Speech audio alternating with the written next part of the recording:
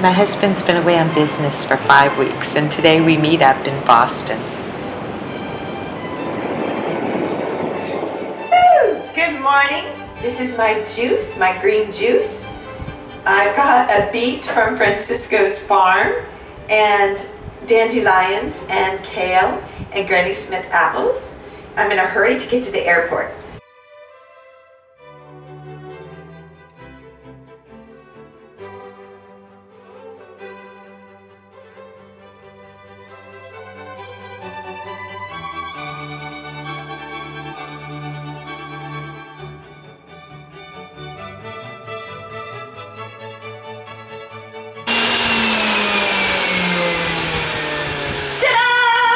Okay, I just want to show you. I've left a couple of apples in there. I don't want to overdo the apples. All right, let's see what that made. It's got a lot of foam from the apples, but all 2 pounds of leaves and a few apples and one beet. And that is, I'm actually going to drink all of this slowly this morning while I'm packing this. Now you know why I'm just dying to have a relationship with a farmer. Because this is what I have every single morning, this amount. And usually a 2-ounce wheatgrass every other day. So here's what I've learned about the raw food diet on the go.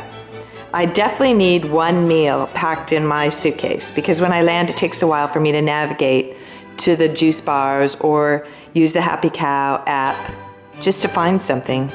And when I don't do this, I sometimes get thrown off the raw food diet and I totally lose my high. My raw high. So this is crucial.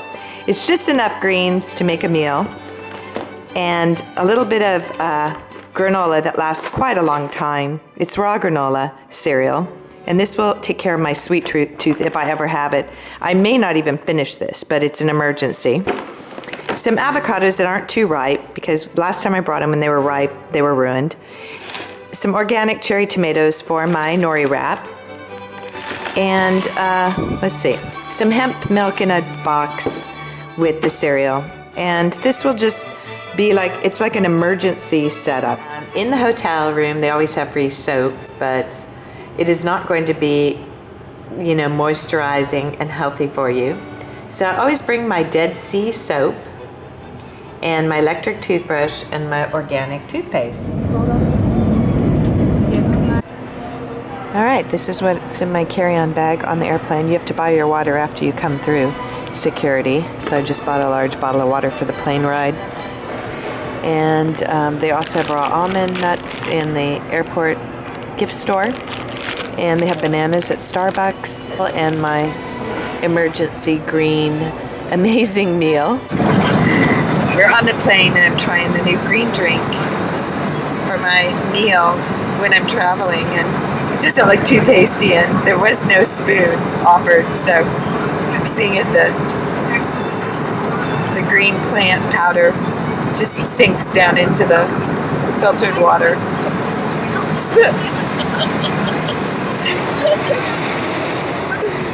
Oh well, I hope it tastes better than it looks.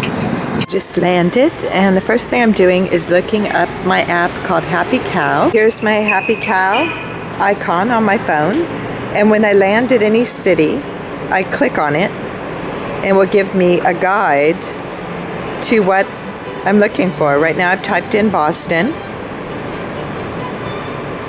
and I typed in juice bars. This is everything vegetarian and vegan in the city of Boston. Wow, there's a lot of choices, huh? And this is the one that looks great to me. Root. A lot of stars, reviews, and my favorite ones, pictures.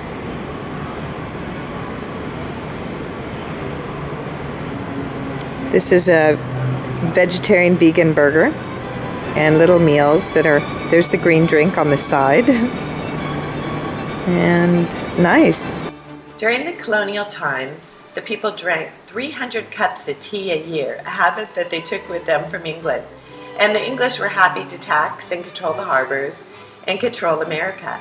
But when they decided they wanted their independence, they threw the tea into the harbor, and this was the beginning of the Declaration of Independence and what we know of America today. Sweet Chaitra took me to this incredible museum. Oh, I love this with the lions. Wow. All the art pieces, the objects, and the sculptures are where Isabella placed them. She based the lighting in the painting and in the sculptures with the sunlight coming into her villa windows. It's art and architecture in concert. Got a knife. A knife? He's Oh. got a knife in his hand. So Oh we my don't know gosh. who's gonna win this. We don't know. It looks like he's not doing too well so far. Yeah, he certainly doesn't. Absolutely stunning. So it's climate controlled. AC inside, but it makes you feel like you're outside. But the whole thing's closed off to protect the Rembrandts and the Vermeers and the Sargent. Absolutely amazing. Elizabeth Stewart Gardner was born in 1840. She was a descendant of King Fergus. She was an American art philanthropist. When her father passed away, he left her some money, which she used to buy all this incredible artwork. And she married the most eligible bachelor in Boston, which was Jack Gardner, who had an import business. And the two of them had a son who died at 2 of pneumonia. And they were so heartbroken, they traveled the world, Egypt and Asia, and collected art that emotionally moved them. And they filled this home that Isabella designed, a replica of the palaces of Venice, which was her favorite city. She hand-selected the architecture, hand-selected the windows and the design, and hired the architect Sears to design a garden that felt like Venice. And then she held concerts with musicians, and famous artists came and painted in her Gothic room. One such artist, and a dear friend of hers, was John Singer Sargent, who painted in her Gothic room. He even painted her on her last weeks till she died, on her 4th floor in a chair, a silk chair, as a pure white garment enveloped her and her pale white face. They must have been such great friends. She loved art so much, and the artist, and her husband, and life.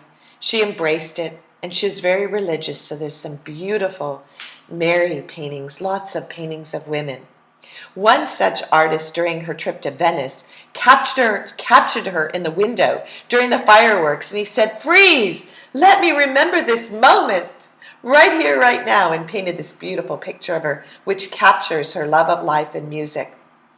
And her dear friend John Singer Sargent's painting is in her garden hallway. It's a dancer enjoying life and music. This painting emanates everything Isabella Gardner represents. She allowed us a day to walk in her shoes and feel her experience of life, how she embraced it and loved it. Here's to you, Isabella, for your love of art and life. I am in Boston. This is where our ancestors sailed on the Mayflower and where the Declaration of Independence was signed. This is where we dumped tea into the Boston Harbor, and where we hold the Boston Marathon, and where John Revere rode. And right now, I am in the first public botanical garden with 125 different species of trees. And guess what else is happening here in Boston? They're standing in long lines to have an organic salad. Let's go check that out. Woo!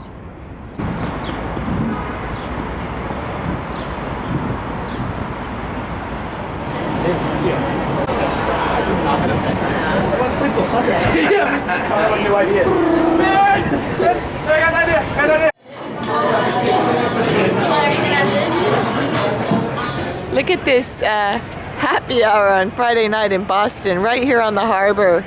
Is that wild? There must be 1,000 people there. And look at the fog coming in. Oh, over the steeple, the clock tower, and look at the harbor. And we are going to have dinner at Joe's. I'm going to have a salad. Woohoo! Hi, David. I'm joining. I'm catching up.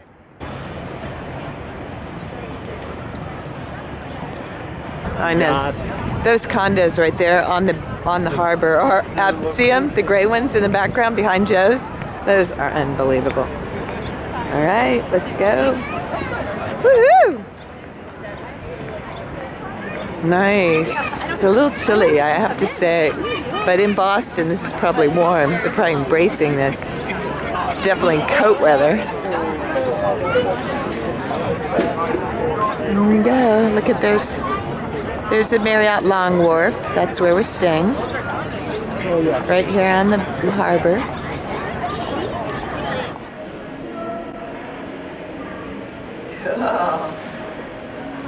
What's great about this room is the air quality. It's just perfect. And it looks out over the park. And you can see a tiny bit of the Boston Harbor right there. All right. I'm going to take one of these with me.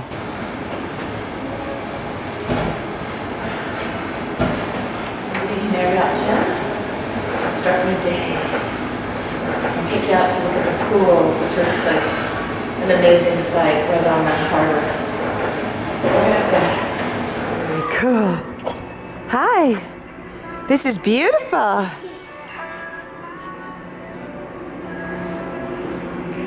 Wow.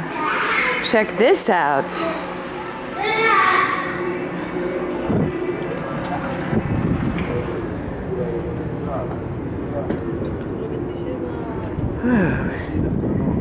Unbelievable. Wow. What a great place to have a morning read. The temperature is perfect, like 70 maybe?